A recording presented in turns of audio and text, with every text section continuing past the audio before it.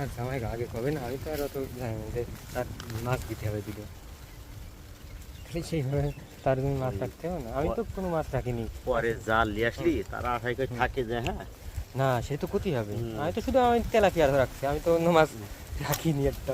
পরে একটা ভালো মাছ দিই আর একদিন চার দিলে আইলে করতে হয়। সেই কথাই তো বলছি, খালি একটা মাছ আমি যে কোনো একটা মাছ, একটা রুই টুই, ছোটো রুই, খালি একটা মানুষের দেবো।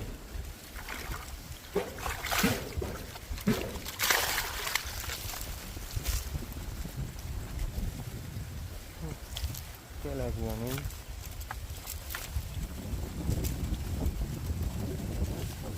এখানে আছে বাবু।